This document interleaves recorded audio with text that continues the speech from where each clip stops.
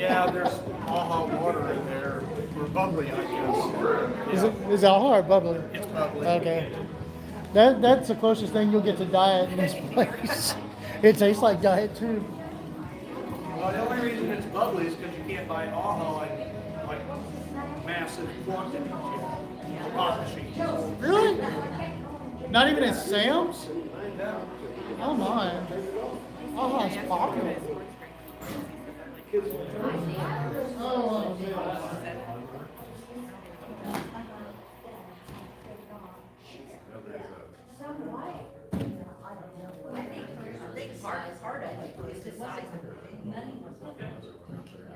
Well, I didn't think it would have been with all those kids, and it wasn't too much of a problem. I am the value of When you had 10 kids, I may that's no cheap thing. I have a picture of the baby. I said, I don't know what that is. She's cute. Lucy, Eleanor, Monterey, once in a while, anyhow, Lucy.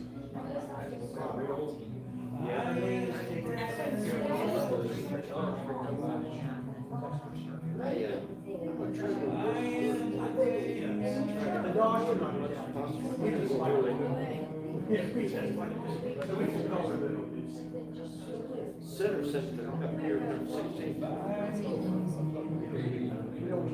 They didn't invite me. Could be. I've been up there at Center.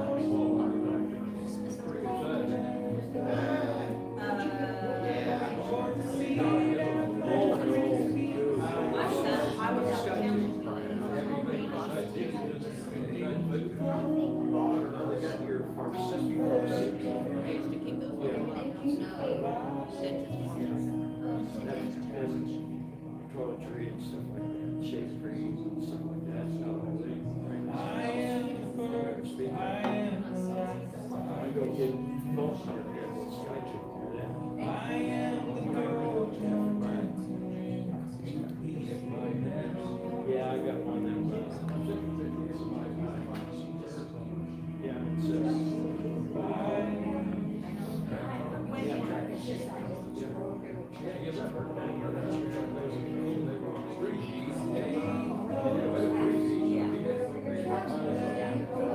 I did too.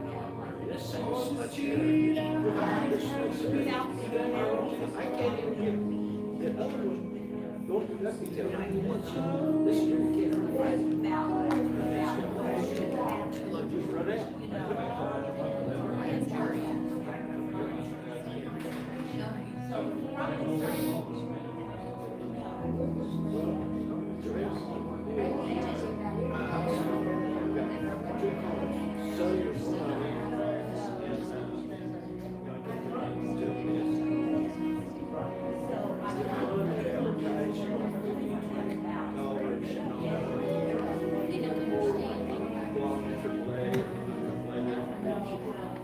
They get done with you know, she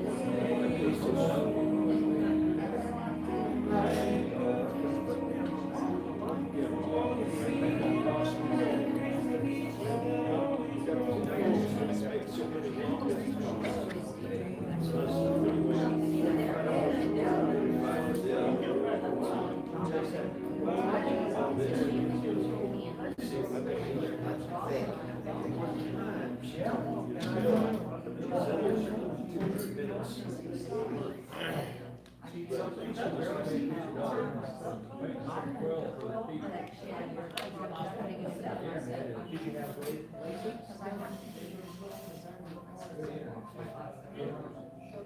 Well, I understand what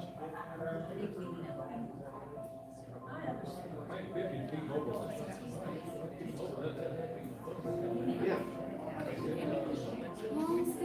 That's the one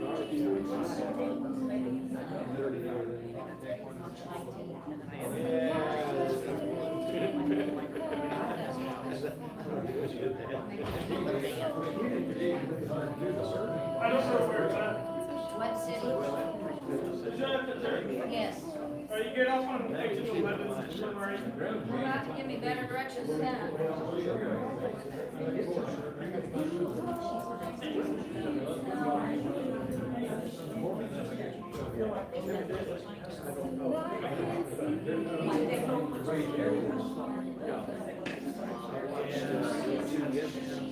Last night. Miss Kay, are you?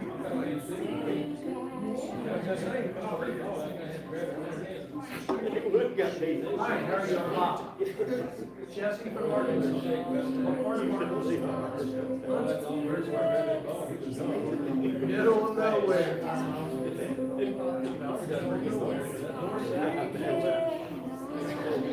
Just somewhere. Yeah, but it might.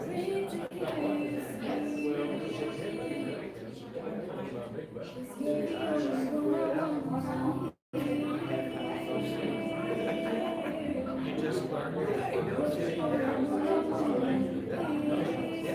I grew up in Little Rock. Yeah.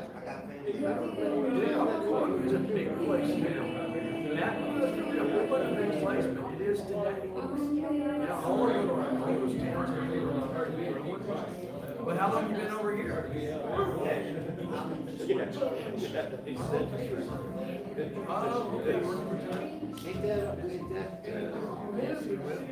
Or like that place, you see, here, there's coffee, donuts over there, coffee machine back there, you have yourself.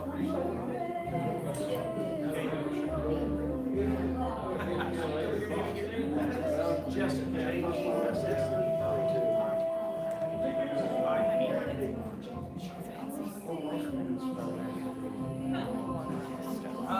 that's all right, makes it easy. That's cool. We're glad. Remember how it all works? Oh, even better. Didn't want to take a chance. Okay.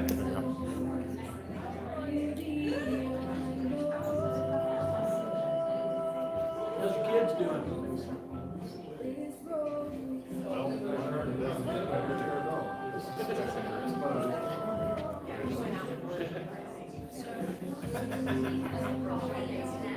The other one didn't think it was really important.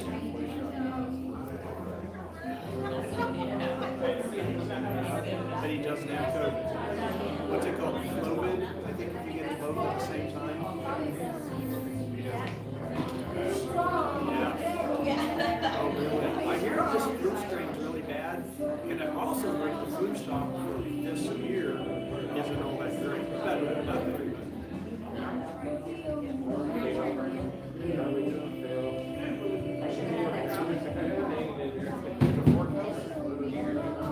Oh, we used to have terrible flu seasons.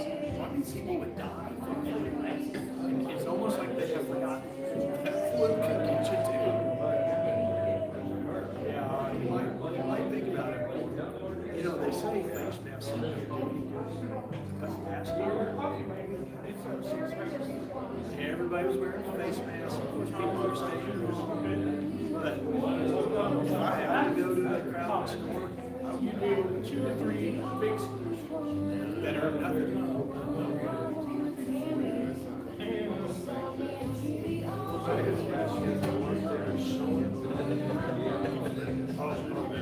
Oh, big time. Oh, yeah.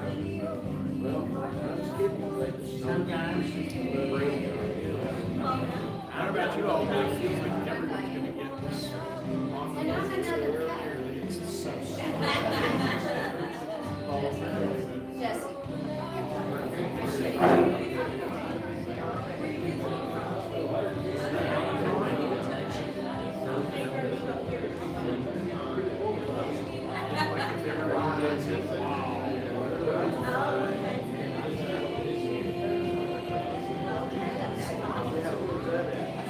Very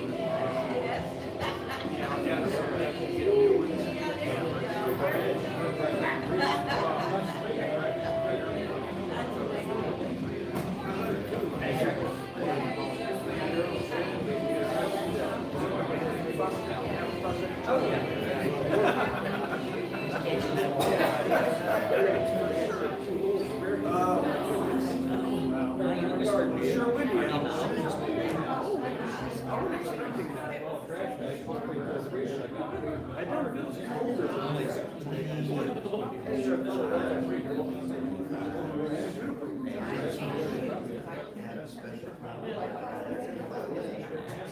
yeah, yeah, it's super cold, right? Yeah.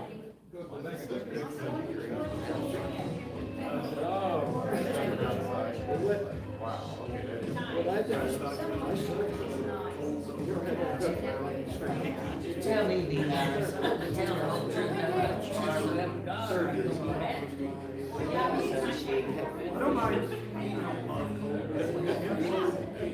I like the sun.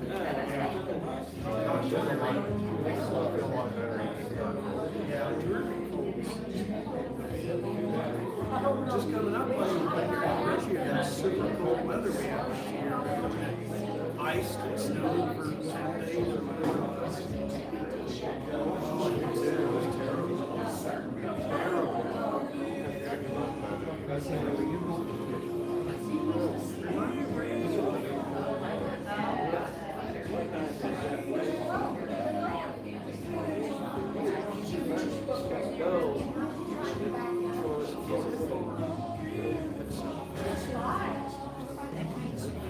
yeah, I know where you're at, right on the corner right there. Small family owned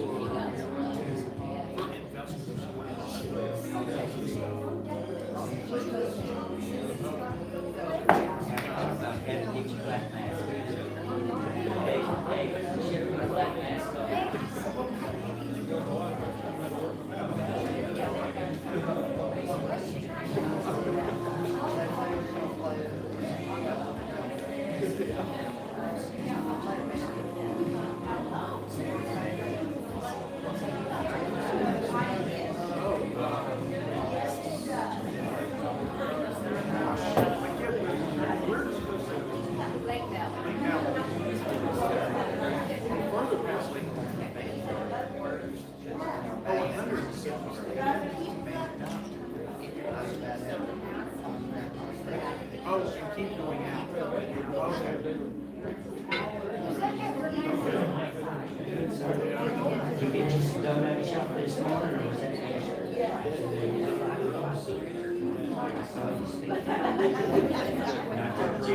I said, I know that.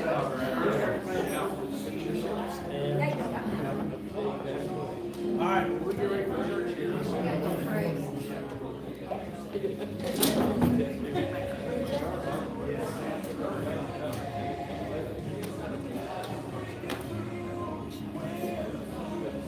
I'm gonna ask you, yeah, I'm gonna give you good dose.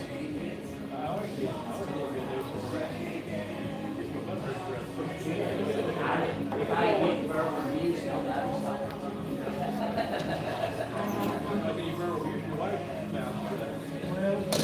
She'd be back here too.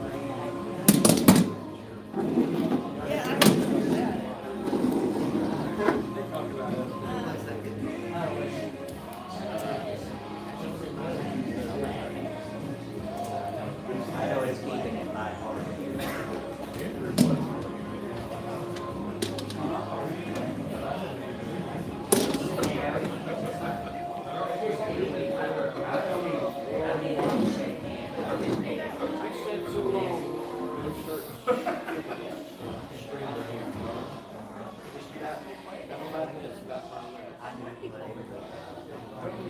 been a very strong.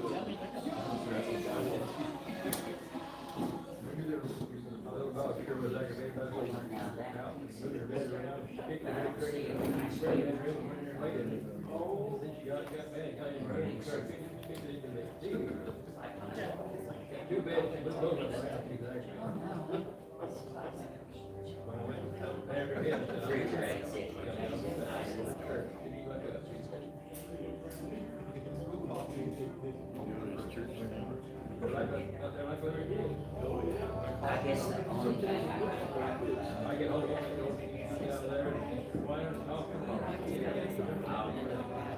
That's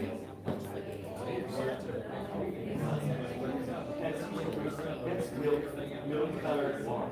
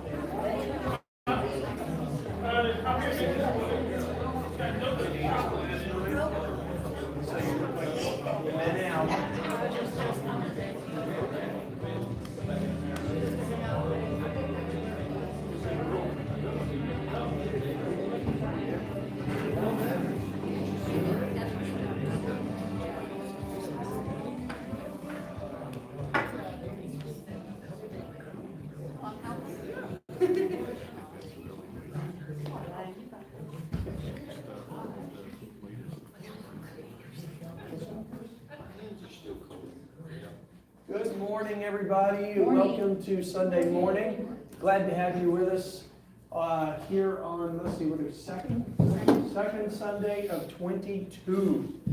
You know, as I get older, it seems like they go faster. Is that true, Larry? They do, don't Yeah, they? it's like a roller coaster. Once you get to the end, the faster it goes. The faster it goes. So I'm telling you all, enjoy every Sunday you can, because I feel like just that fast I'm going to be up here saying, it's time for Christmas again, right? So let's enjoy the year before that happens. A couple of things coming up that we want you to be aware of. Of course, we have our Tuesday Bible study for adults. We have a really good group that meets on Tuesdays. We meet in person here at the church, and we have it on Zoom as well. And Bob Davis is our teacher, and we're going through the book of Romans. So we would love to have you join us for that if you've not been doing it. That's a really good thing to be doing. Of course, we have our midweek service when the kids are meeting here in this room and in the building. We appreciate the guys coming and providing security for us for that as well. Lent is right around the corner. It begins March the 2nd and concludes on Good Friday, April the 14th. You know, one of the traditions we do here in our church family is we celebrate Lent, or we follow Lent, we observe Lent, maybe you would want to say, in the spring leading up to Easter, and then in the fall, we also do Advent leading up to Christmas. So we've just finished Advent and celebrated the birth of Jesus. Now we do Lent in preparation for his sacrifice. The fact that God provided a way to crush sin and death and free us from those things through the cross. So Lent is a season of preparation. And in preparation, it is tradition in the church, historically, that the churches that observe Lent, the members of those congregations will willingly choose to give up a habit or a practice or a sinful behavior that is parked in their lives as a way to draw closer to Jesus and to walk with him as he prepares to go to the cross in the story of the gospel. And so we're encouraging you to think of something that you would give up for 40 days, okay? And that's all 40 of the days. That's how we do it here at our church. Some churches just do it on Sundays, but we do the real way. We do all 40 days. Some of the things we've given up in the past have been bread, bread. That was a hard one, y'all. You don't realize how much bread you eat, but we did I bread. gave up chocolate one year, and that was Woo, difficult. she was grumpy for 40 days, let me tell you. No, I'm just kidding. We gave up sugar one year. Sugar, we gave up sweets, and I challenged my husband this year to give up McDonald's, because he loves McDonald's, tea and coffee, and that was just kinda, when we go through there every Sunday for our cup, well, I don't get coffee, but he gets coffee. So anyway, be thinking about what you might want to give up to Jesus for 40 days as a way of drawing closer to Him. This is all tied to the principle of fasting. I don't know if you are a person who fasts, but in the spiritual practice of fasting, giving up food for a set amount of time, if you've never done it, you will draw closer to God in ways that you cannot imagine. It's pretty powerful. And this is drawn from that. So be thinking about Lent as we prepare to celebrate that. We got a couple of other things coming up. You want to talk about this, honey? Well, if it happens, we've got the Ozark Women's Conference, that's the first weekend, but they're not sure they're gonna have it due to COVID, but I'm going to pull Mona and Diane and I in, and we're gonna do something here if we don't get to go. And if they don't have it in person, they may have it over Online. Zoom, and so Zoom. we could do it here over Zoom. Over Zoom and get together for fellowship, because I don't wanna miss out. That is one of my favorite things that we do in our ladies group, is go to Ozark for the retreat. It's enriching, it's fulfilling, and it's fellowship time with the ladies of the church. So we'll keep an eye on that, keep you updated on whether they'll be able to do that in person or not. What else do we have, Andrew? Good Friday will be on April 15th. Good Friday and Christmas Eve services are our two most special services that we do here in our church. Good Friday is always a very meaningful service, so we encourage you to mark that out on your calendar, reserve that date, and plan to be here to join us for a very, very special Good Friday service on Saturday the 15th. What else? And of course, then that will follow Easter on the 17th with a great celebration of the resurrection of Jesus. So lots of good stuff coming up. What? Oh yeah, we have that. Board meeting, fellas, is supposed to be tomorrow. We're going to move that back a week because Bob's schedule is impossible tomorrow. So we'll push that back 1 week, all right? So fellas on the board meeting. By the way, I never did officially tell the church, so I need to do that, and I apologize. But I get a lot of things in my head and I forget things. We did a vote a while back, like in December, on the budget and on anyone nominated to the board. That all passed, by the way, just so you know. So you probably would want to know that. That's good to know. So what we're going to do now is we're going to do our meet, greet, meet. Looks like everybody's kind of doing donuts and coffee, but there's other goodies with us today. I want to give you a chance to tell everybody good morning in the auditorium. Grab some donuts, grab some fresh coffee, pop machine in the back, get some water, get yourself settled in, and then we'll get into our worship. So tell somebody good morning. Good morning. Good morning.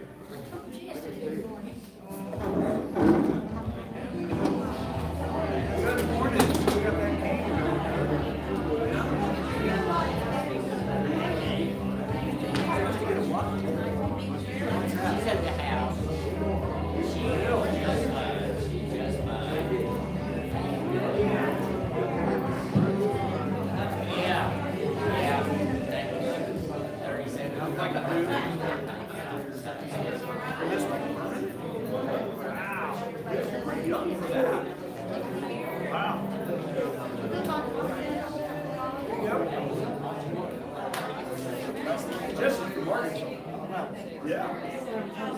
Arkansas is a good place. Hey man, I want to know what your tattoo is on your neck. What is it?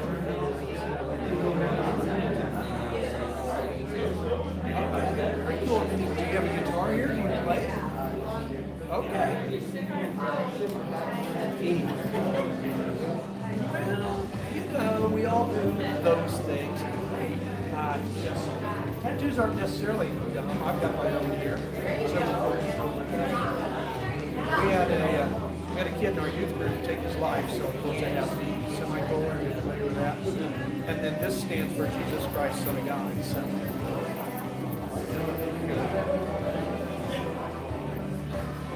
That's pretty cool, dude. I like it. Well, we're glad to have you here.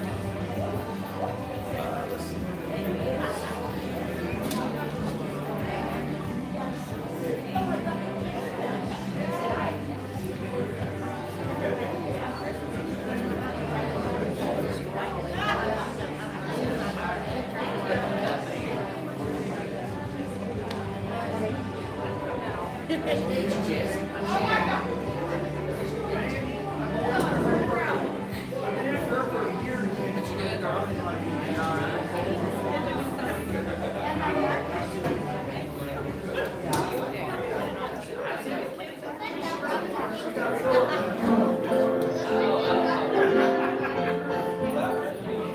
thought that was for love bars.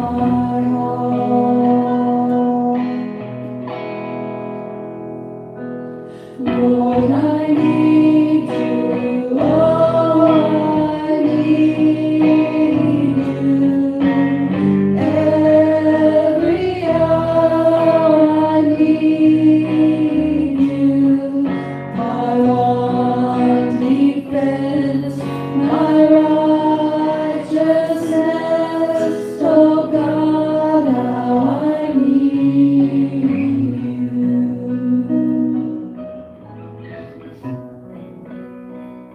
Mercy, your grace is more, where grace is found is where you are, and where you are, Lord, I am free. Holiness is Christ in me. Where you are, Lord, I am free. Holiness is Christ in me.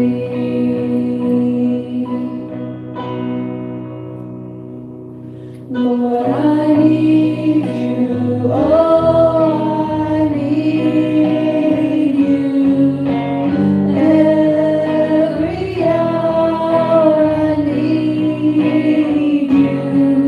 My one defense, my righteousness, oh God, how I need you.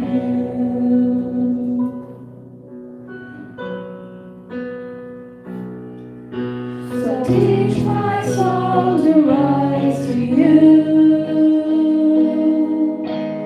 when temptation comes my way, and when I cannot stand on you.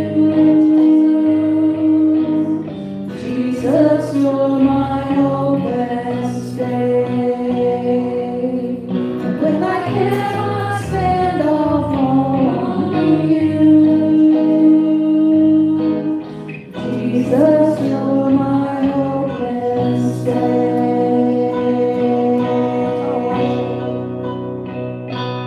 Lord, I need you. Oh, I need you. Every hour I need you.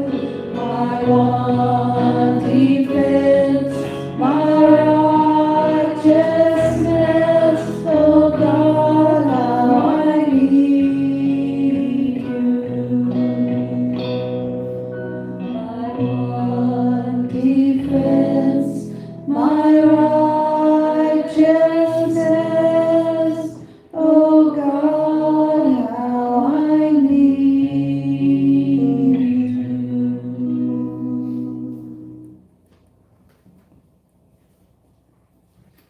All right, we'll dismiss the kids here, get them on their way to kids' church. Do something a little bit different today. I'm going to take a cue from Andrew, who's known for breaking the rules, and it is true, and copy him in one thing he did, because I thought it was cool, and I want to do it. So, by the way, if you're visiting with us today, we will have communion and offering here at the end, and we will give you a chance to grab those, to grab your communion and to get your offering as well, and put it either in the front or the back. Now, let me get my board. See, now you guys are like, ooh, it's getting serious. He's down on the floor. Sorry, Dick. He's down on the floor, and he's got his board. Look out. We're going to do some learning today, right? Now, let me show you how serious I am about this. Hold on just a second. Get my phone all locked in here. Maybe. Let our technology catch up with our life here.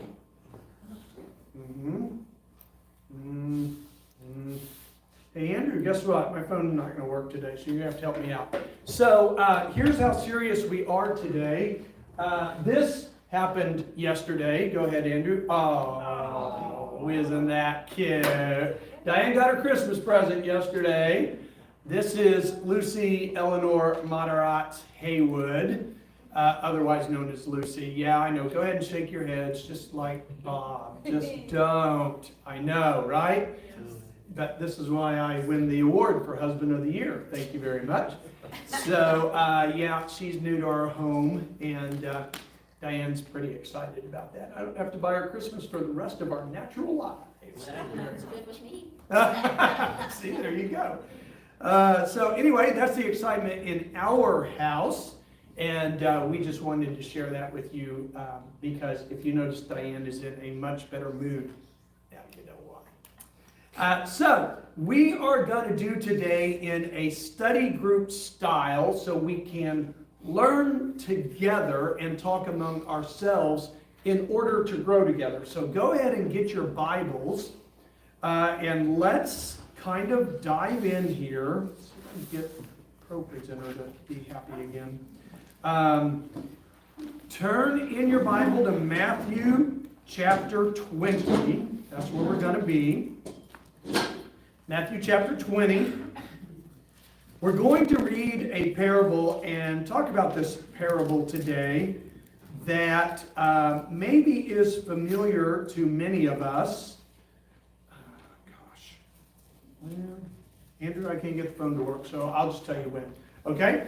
And there's 16 verses, so I thought, just to make it easy, we'd read it together, and I'm going to call on 4 people to read 4 verses each. So, Larry, do you mind taking the first 4 verses? Is that okay? Chapter 20. Chapter 20, Parable of the Vineyard. So hold on. Who will do the next 4 verses? Any volunteers? Larry will do 1 through 4. Bob Davis, you do the next 4. So that's 5 through 8? 9? 8? 8. Diane, you do 9 through 12. And who will do the last 4 for me? Okay, Diane. Second Diane. Okay?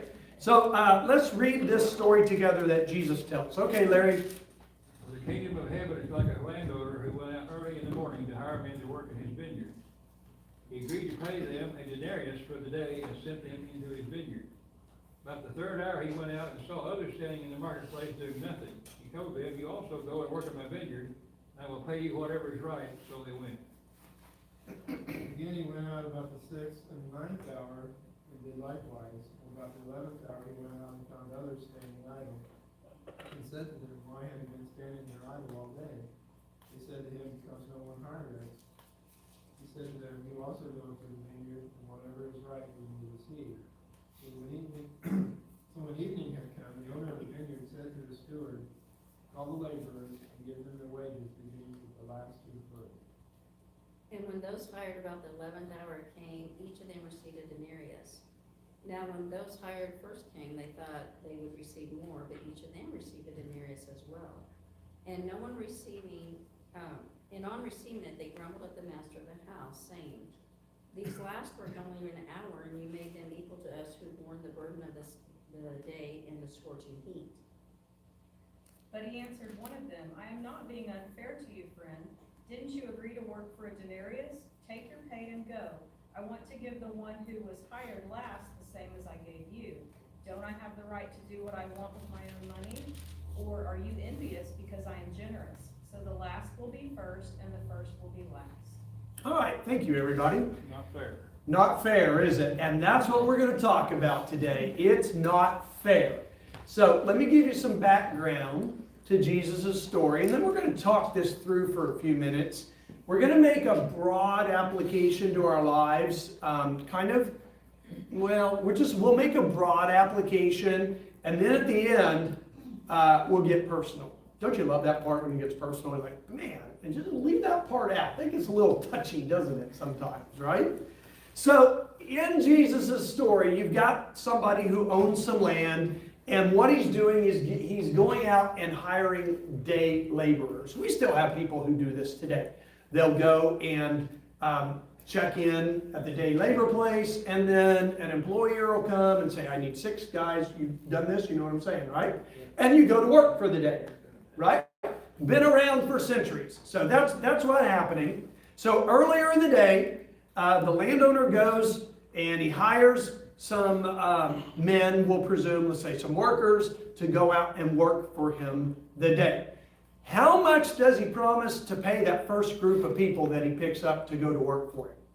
Look, you gotta look back. How much? I did 1 denarius. 1 denarius, right? Okay. Or it's equal to how much?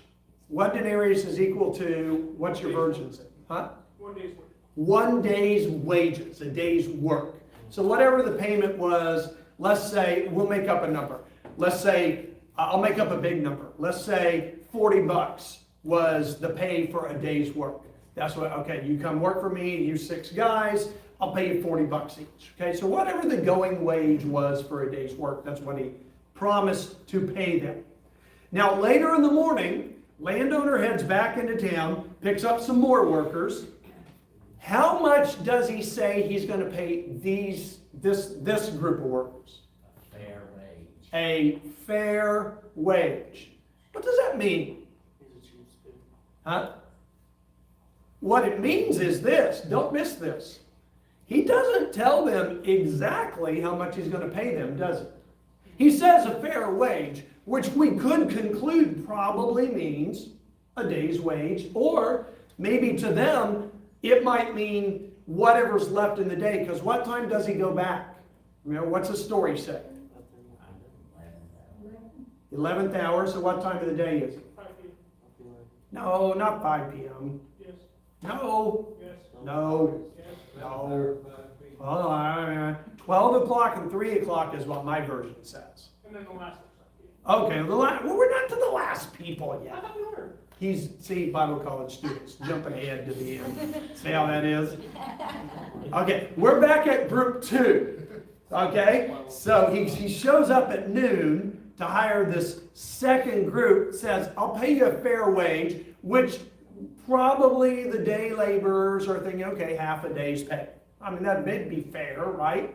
So, I lost my place here. So, whatever is right, okay? How many more times does he go back then and hire people? After that, after 12 o'clock, how many more times does he go back? 2 times, right? 2 times.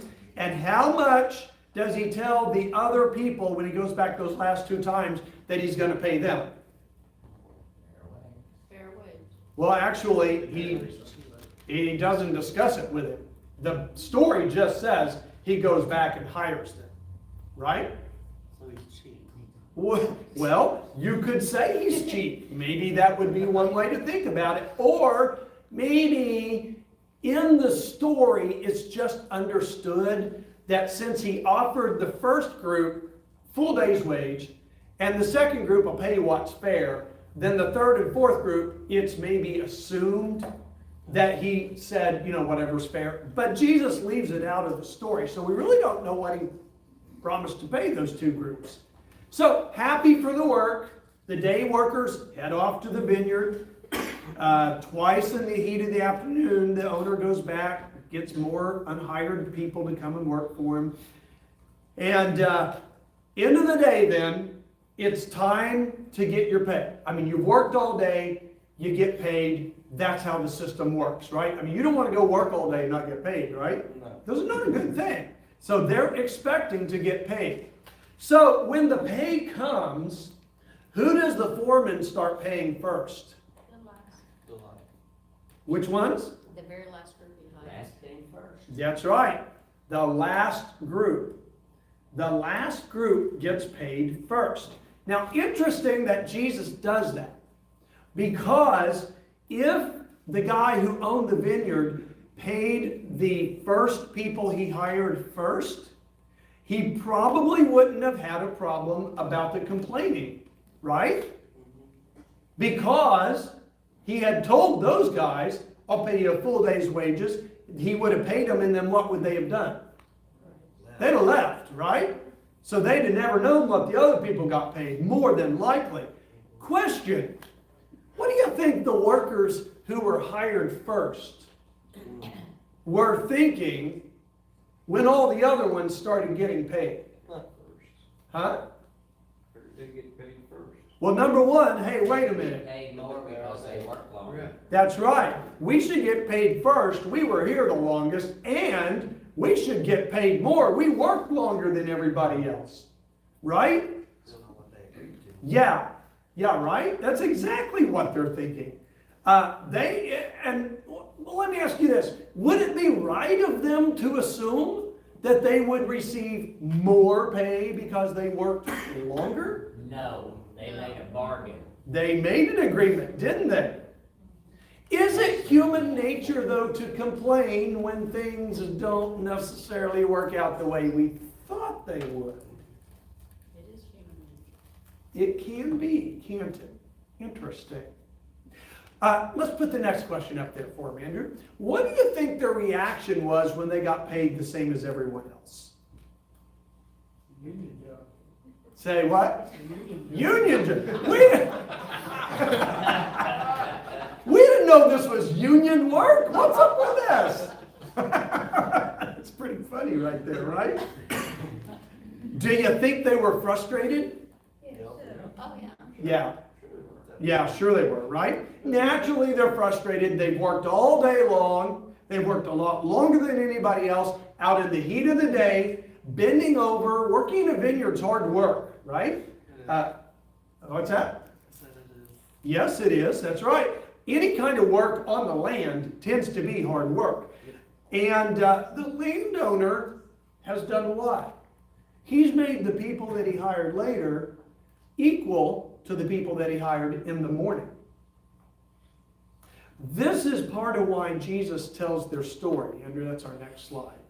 This is part of why Jesus tells this story. Because it is precisely the situation that the first century Jewish people were in. Now, let's remember, we're in this long series. We've been in this series for a couple of years now. It's called The Gospel. And what we're doing is we're following the story of Jesus, right?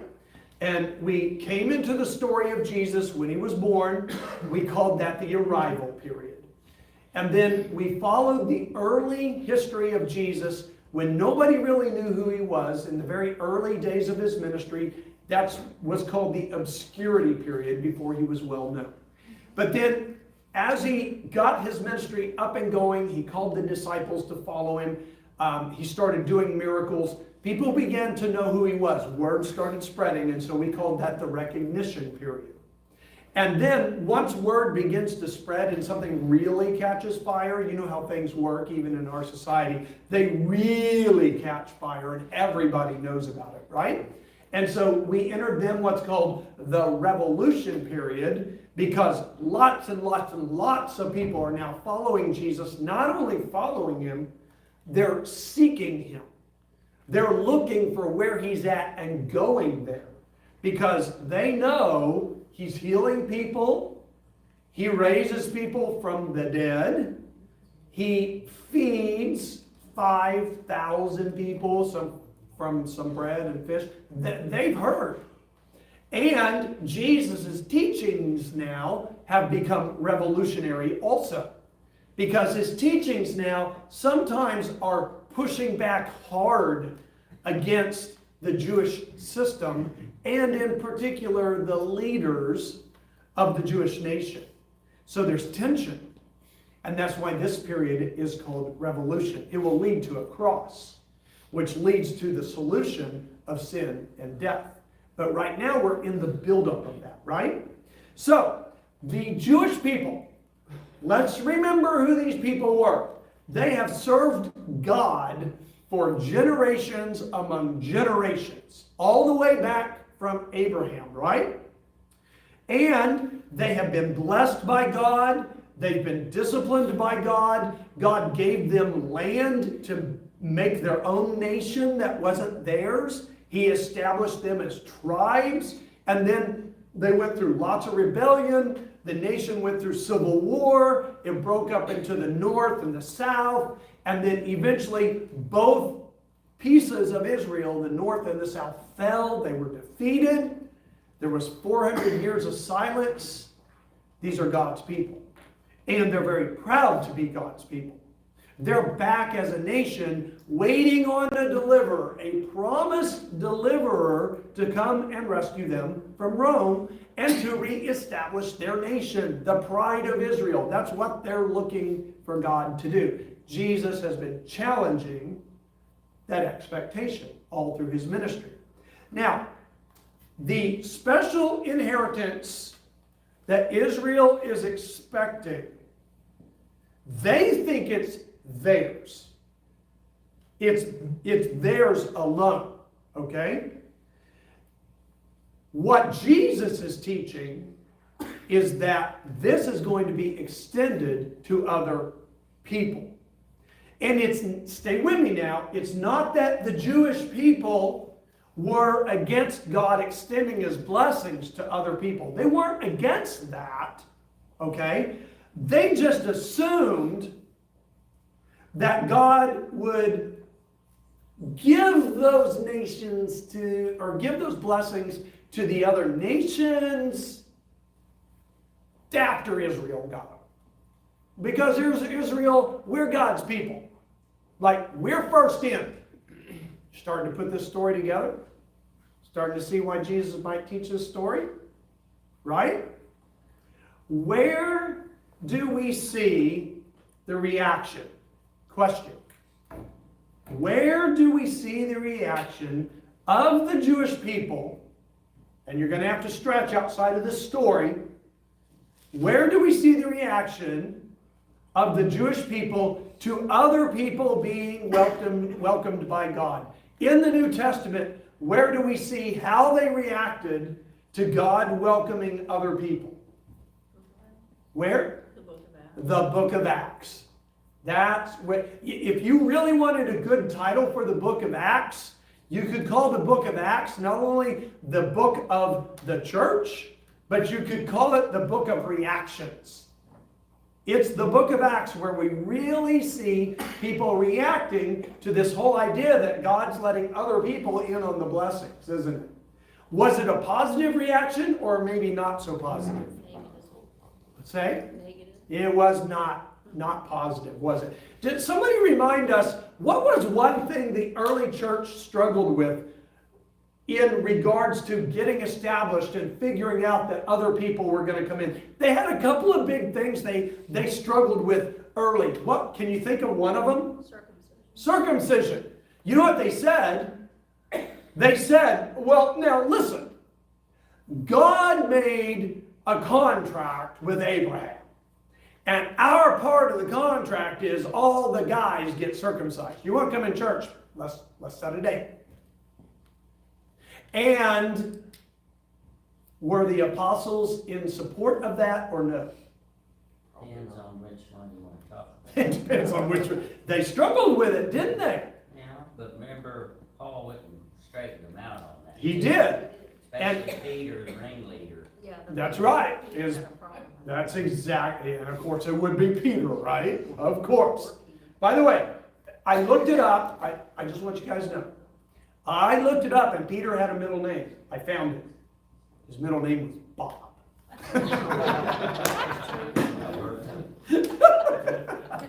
Peter Bob. I'm sure I'd have been right in the middle of that mess, and then Paul would have had to show up and go, Bob, come. Paul comes and straightens him out and says, look, it's not circumcision of the flesh that matters. It's circumcision of what? The heart. The heart that matters. It's heart change. Right? What was one of the other big early issues church struggled with between Jewish people and non-Jewish people? Sacrificial foods. Sacrificial foods and food in general, right? Remember the vision to Peter about all the animals? So they had some big struggles over this, and here's Jesus telling this parable about all this whole topic, right? So, let's go back to the parable. Here we are, landowners paying everybody. He starts with who? The last word. The last people who were hired at what time? 5, Andrew's favorite time of the day, 5 o'clock, right? He pays them first, then he pays the next to the last group, then the people at noon, then the people who got hired first. And when there is fussing and griping about the pay, how how does the landowner reframe the discussion? What? He says it's my money, Yeah, right? that's right. I can pay whatever I want. Is that what he says? Am I right? Double check me now. We even said, didn't you agree to work for me? For one day? Right? Okay. So he did say that. Uh-huh. So this really isn't about the landowner, isn't really about the workers, the day workers, being taken advantage of by the landowner. Because isn't that what they felt? Didn't they feel like they were getting taken advantage of? The ones who were there first, right? And maybe even the ones who came at noon and 3. They all felt like they got taken advantage of, right? But they're receiving exactly what he had promised. So the story about the vineyard, and it's in particular about the vineyard owner's generosity, because that's what this is really about. That's what the whole story's about. It's about the vineyard owner's generosity to everybody. Do you begin to get a picture of God here? You begin to see what Jesus is wanting people to see that he's teaching in this story. Isn't Jesus so awesome at how he unpacks what God is like? I love that about his stories.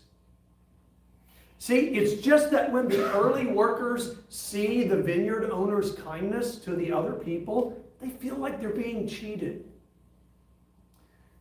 So here's an interesting question.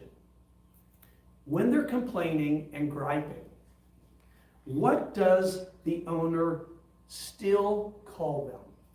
Look in your Bible. Friend. Friend. Friends. Friend. What does he not do? He doesn't get back up in their face, does he? He calls them friend. Such a beautiful picture of God.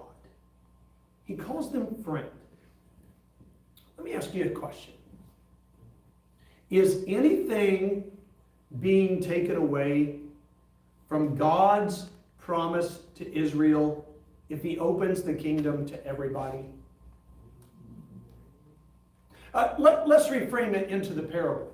Is anything being taken away from the workers who came in the morning if the vineyard owner pays everybody the same wage? No. It's not, is it? No. Right? In fact, if you'll remember, it's through Jesus that God's promise to Abraham in Genesis comes true. Because God's promise to Abraham in Genesis was what? Somebody remind us. What's God's promise to Abraham? Not only to make him a huge nation, but specifically, what's his promise? Say? Descendants. Descendants. That through him, all nations will be blessed and saved. The Jewish people forgot that part of the promise, didn't they? They forgot that part of the promise. See, the Jewish perspective would depend on their outlook. There's one of two outlooks that they were going to have. If they focused on themselves and their nation and what they believed they deserved in comparison to all the other nations, all the other sinners who weren't Jews, who weren't God's people, they'd feel bitter and slighted. But the second perspective was, if they focused on the generosity of God, they could enjoy the outcome of God's promises while God showed kindness to others, right? Okay, so let's talk about the personal application. Here you go, you ready? Or let's talk kind of about the broad application, then we'll get into the personal application. So, question, which of these does this parable deal with? Some of you might need to go back to the 10 and look them up. Envy. Specifically, which numbers? Anybody remember? Okay, there's only 10, So if you just throw a number out, you could get lucky. Diane's trying to remember in her head. Yeah, six, Cindy? Is it six? No, six. No, that's too much. 9 3/4. 9 3/4. 9 and 10. The last two commandments deal with envy and jealousy, don't they? Remember what they say? Someone look them up for us. Let's remind ourselves. What's the 9th commandment? Exodus where? 21, 20. 20. Exodus 20. Someone look it up. Remind us. Okay.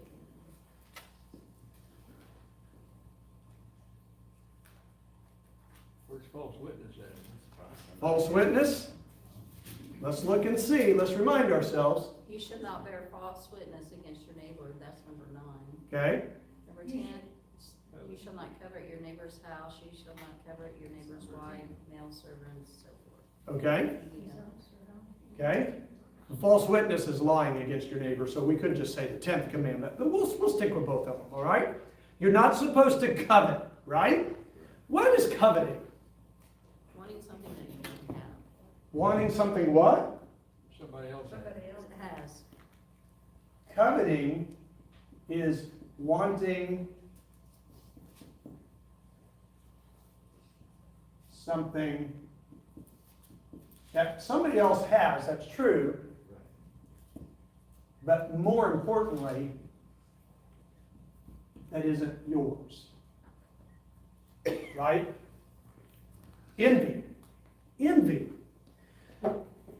What is the problem with coveting? Take your eyes off Jesus. It does take your eyes off Jesus, doesn't it? The other problem is that it is one of those hidden sins with real life consequences. Let me show you what I mean.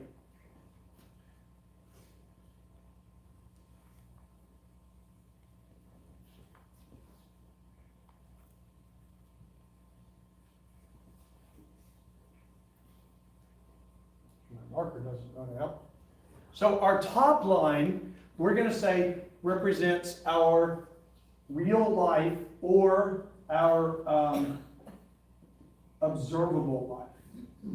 How we live our lives, how we drive our cars, how we talk to other people, how we treat other people, if we show up to work on time, if we cheat the boss, if we pay our taxes, if we kick our dog. Don't you be kicking dogs. If we help other people. However you live your life. This is your observable life, right? Okay, that's our top line. Underneath this top line, here is the reality that we all have. This is what I'm going to call our hidden life. Some people call this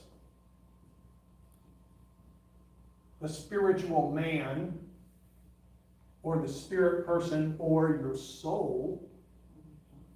Okay? This is the part of our lives that we know about, but we tend to keep hidden from most everybody else. And here's the problem with coveting and envy, is that it starts right here and lives in the hidden life. So if this is your thing, and by the way, it might not be a big thing to you, but every one of us deals with envy over something at some point.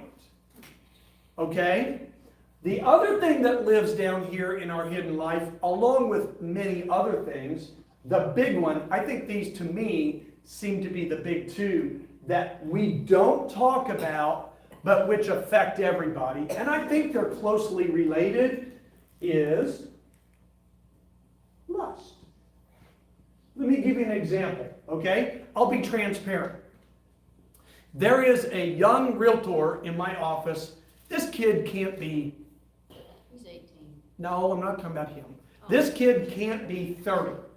Good looking dude. I mean, not as good looking as me. I'm more seasoned.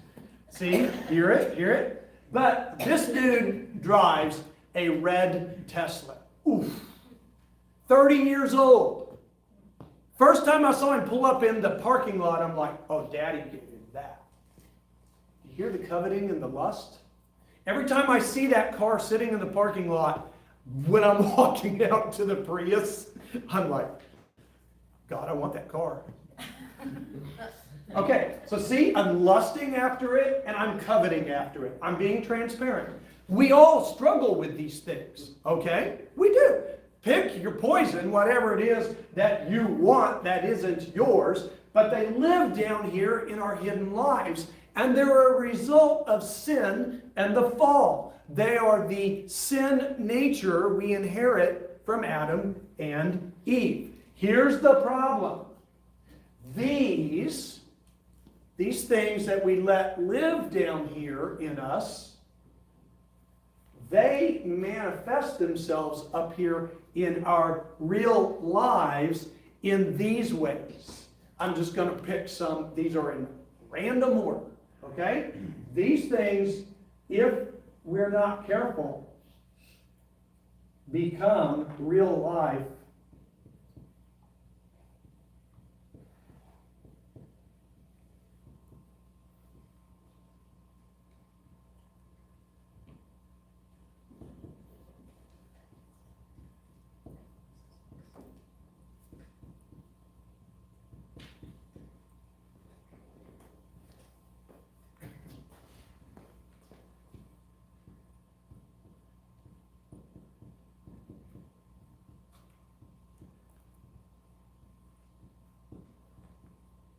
and there's more than this. But this is where this comes from. If you harbor coveting and lust down in your inner man, in your hidden soul, the part you don't show other people, and you don't get control of it and surrender that to God, then it could be cattle, it could be a truck, it could be a boyfriend, a girlfriend, it could be a house. You fill in the blank. It can be anything. And it can turn into adultery, or murder, or hatred, or stealing, or, did I misspell that? Yes, you did. Or greed, or whatever. What else could it turn into? What else could we put up here that manifests itself as a result of this? You could be so unhappy with your life that all you do is complain about it. A habitual complainer. How about this? Alcoholism, because I didn't get what I wanted. You can't love one another. An unloving person who can't have authentic relationships. Anything else you want to throw on there? Did you put lying? Lying.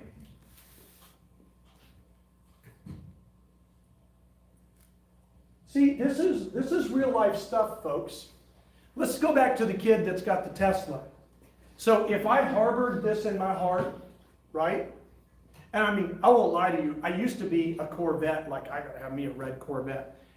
And by the way, if you ever want to give me a 1942 red Stingray Corvette, I'll take it. But in the meantime, there's these cool Teslas out there, and now I'm like, oh, gotta have one of those, right? So if I harbored this in my heart, I could turn into a person who is spiteful, mean, rude, and ugly to that kid.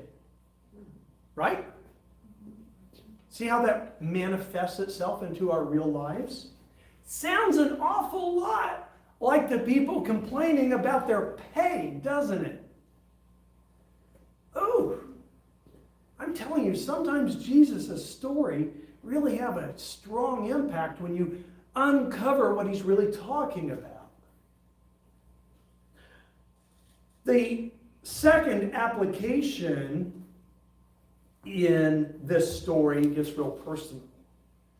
And the second application is that in God's kingdom,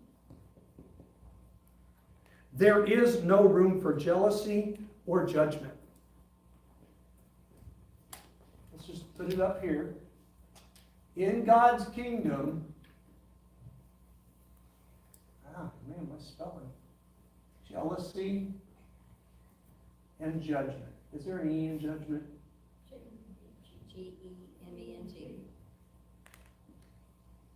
In God's kingdom, when you talk about jealousy and judgment, you're supposed to go, Here's why.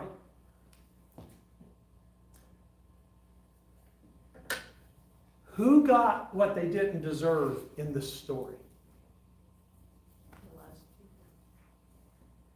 Right? The people, especially, he hired at 5 o'clock.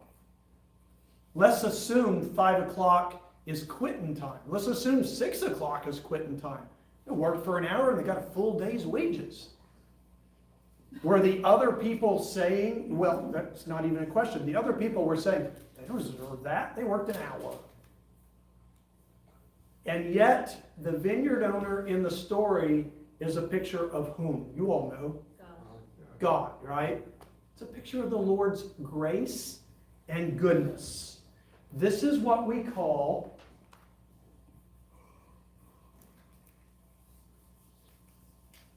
teach you a word. I'm going to teach you a vocabulary word. You know, you guys, I teach real estate classes, and in my pre-license classes, I'm always teaching my students vocabulary words. I'm going to teach you a vocabulary word. You ready?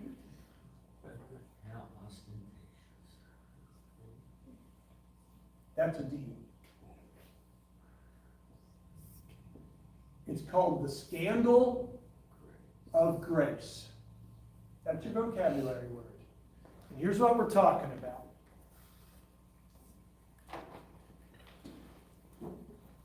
Well, let me just ask you, what do you think that means?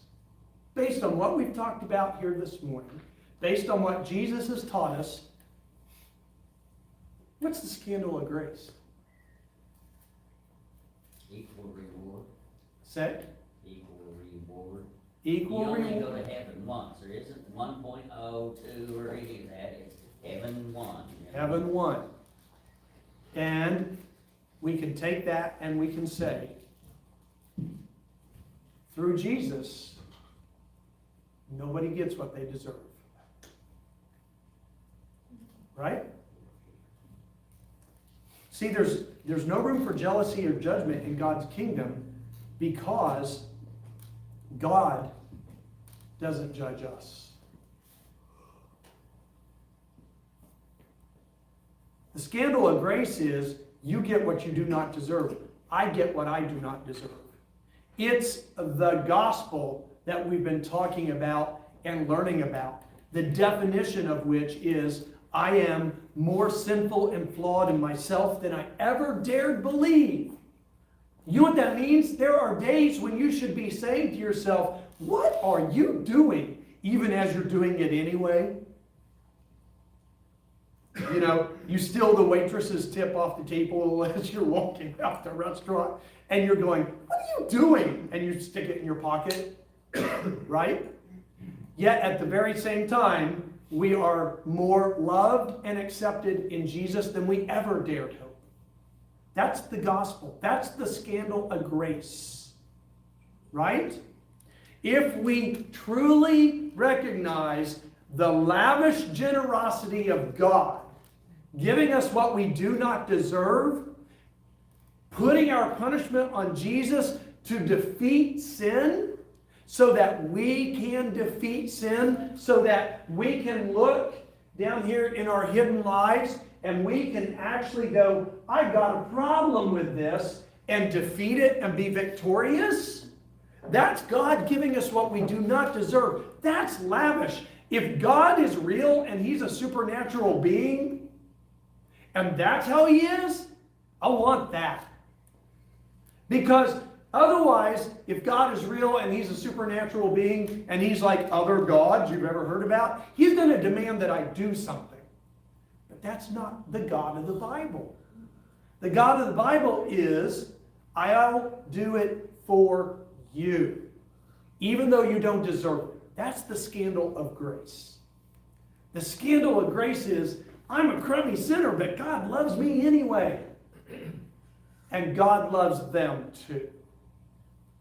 And that's the point of Jesus' story. not to focus on what's fair, but to humbly appreciate that God gives us His grace. For our response today, I'm going to have a song for you. This is a really old song. You may have never heard it before. You might have heard it in the past. It's a song I used to use at CSM when Andrew was in high school. We don't use it anymore because it's an old song. It's a song called Scandal of Grace. And there's a couple of lines that I want you to pay attention to in this song as it plays, okay? The lines go like this. The scandal of grace, you died in my place, so my soul will live. Isn't that a beautiful line? Death, it says, where is your sting? In other words, I don't have to be afraid of death. Your power is as dead as my sin. Listen, if you struggle with sin and you've never been victorious, you got to think about that. Because Jesus says you can defeat sin. That's a part of the cross. The cross, it says, has taught me to live. In mercy, my heart now to sing. All to be like you, the song says. Give all I have just to know you. That's my question to you today. Are you giving all you have to know God? What's the value of His grace in your life? If your life isn't changing, are you really giving all you have to know Him? So, in our response, the way we're going to do it here is like we do it always. We're going to give you the time whenever you want to take communion, to go to the cross, and to remember, I'm going to put this over here. And remember that Jesus died in your place. That's the scandal of grace. He takes the punishment that you and I deserve and takes it to a cross. That's why we have the cross right up here on the stage with the red light to remind us that Jesus paid the price in our place in order to give us life. So you take communion, you go to the cross, you say thank you, you think about your life, think about, are you giving your all to live with Jesus? And then we have our offering plate as well. Offering, tithes, are a way of giving back to God out of the gratitude for the blessings He pours into your life. If you're not a tither, I'm telling you, if you will start tithing, you will see God open the gates of heaven. This is the only promise it's not the only one. This is a promise in the Bible. Sorry, got ahead of myself. There's a promise in the Bible that if you will honor God with your tithe, He will bless you.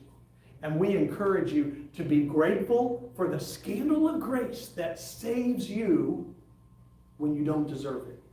And to show that by giving back to God. So we're going to go to our response at this time. And as you learn the song, if you want to sing along, it's a pretty easy little song and it's beautiful.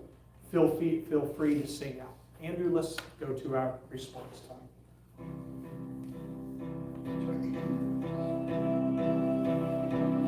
Grace, what have you done? Murdered for me on that cross, accused in absence of wrong. My sin washed away in your blood. Too much to make sense of it all. I know that your love breaks my fall. The scandal of grace, you died in my place, so my soul will live. Oh, to be like you, give all I have just to know you. Jesus, there's no one beside you.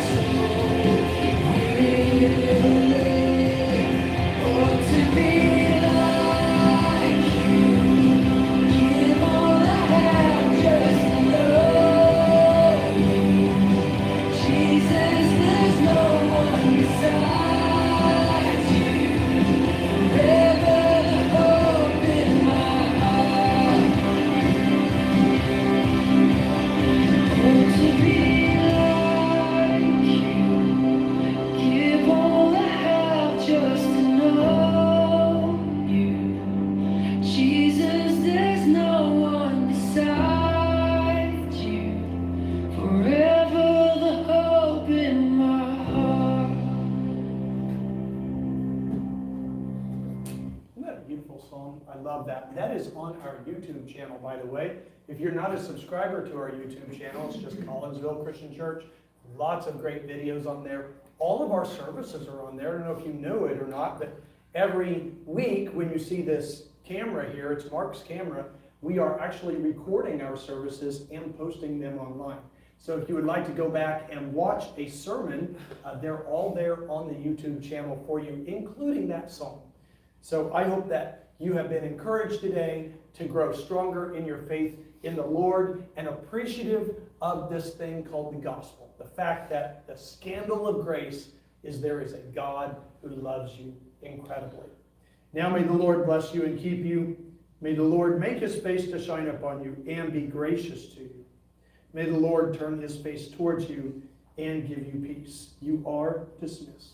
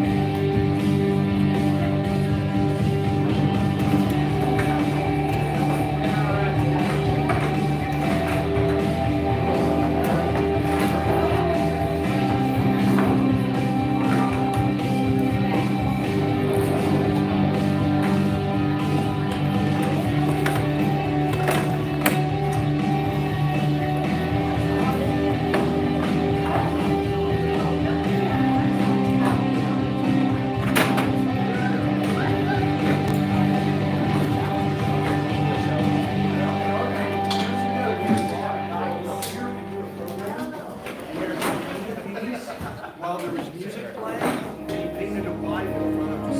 So we always kept him as a souvenir. He may still be around. He calls himself the Jesus painter. Yeah, that's him. We actually had him here.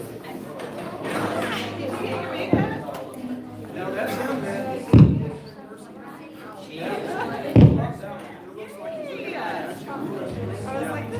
That's him. We actually had him here.